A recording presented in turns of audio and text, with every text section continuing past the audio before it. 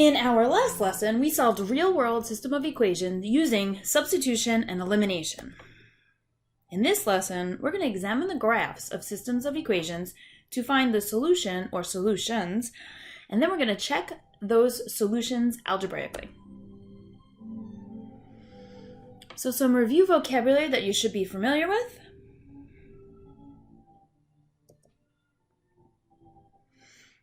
Okay, our first system is a system of linear equations. So we have f of x is equal to 3x minus 2 and g of x is equal to negative 1/2 x plus 5. So let's take a look and let's graph these functions in order to find the solution.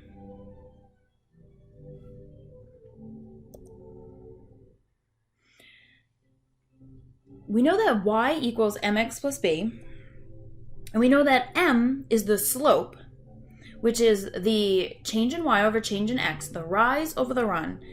And we know that b is our y-intercept, and this is where the graph crosses the y-axis.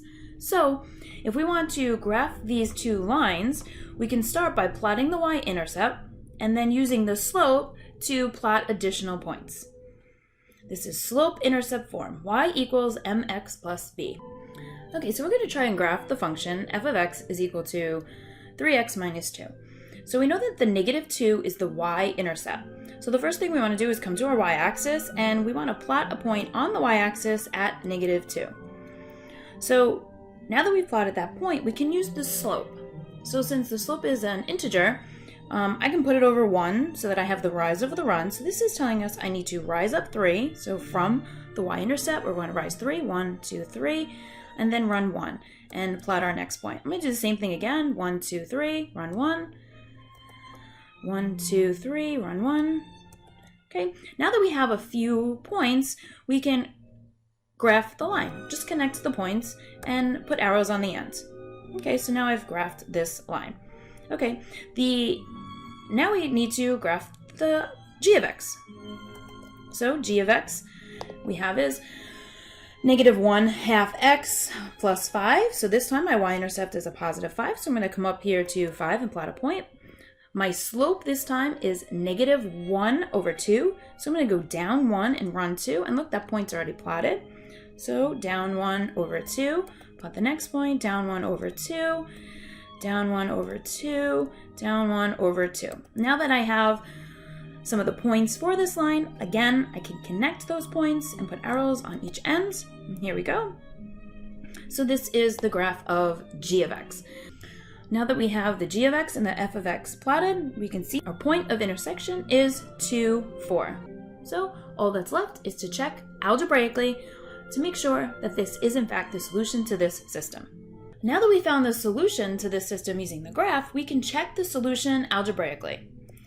So what we want to do is make sure that that point 2, 4 works in both of these equations. So we're going to substitute in 4 for f of x and 2 for x. 2 times 3 is 6. 6 minus 2 is 4. So this is a solution to our first equation, f of x. Now we're going to do the same thing for g of x. Again, we're going to substitute in 4 for g of x and 2 for x. When we multiply negative 1/2 times 2, we get negative 1, and negative 1 plus 5 is 4. So since this point, as we saw in the graph, is the point of intersection of these two graphs, it is the solution for both of these equations, and therefore the solution to this system of equations. When x is equal to 2, both g of x and f of x equal 4. In our second example, we're looking at a system of equations. Here we have a radical equation, and here we have a linear equation. So let's look what it looks like when we graph it. Here's the graph of f of x and g of x. And so looking at the graph, we're going to see if we can see where those solutions are. Now, it looks like they're integer solutions, and if I go ahead and I check, I see that it appears that they cross at the points 4, 2, and 12, 6. We want to make sure we check these solutions just to be sure that they are in fact integer solutions. So we're going to go and check this system. Unlike the last system where we only had one solution, this system of equations has two solutions.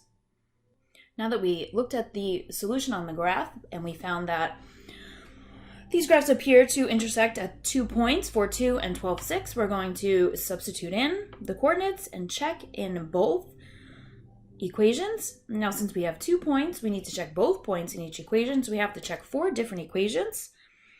We're going to check 4, 2 first, and we know the square root of 1 is 1, and 1 times 2 is 2, so the point 4, 2 satisfies the equation f of x.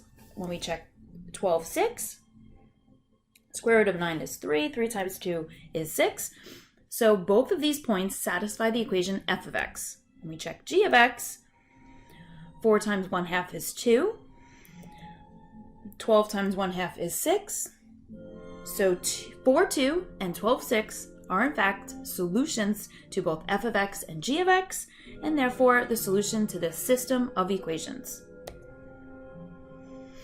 That's all for today. You have just one problem that I need you to solve. What I would like for you to do is show me the check.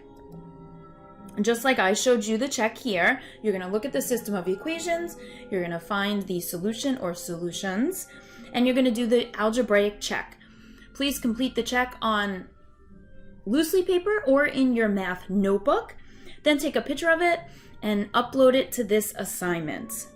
If you have any questions, make sure you drop in to one of our live class times. Once I get in all the responses from yesterday, then I will see if I need to adjust the class times that we're doing right now. Hope everybody is doing well. Stay positive.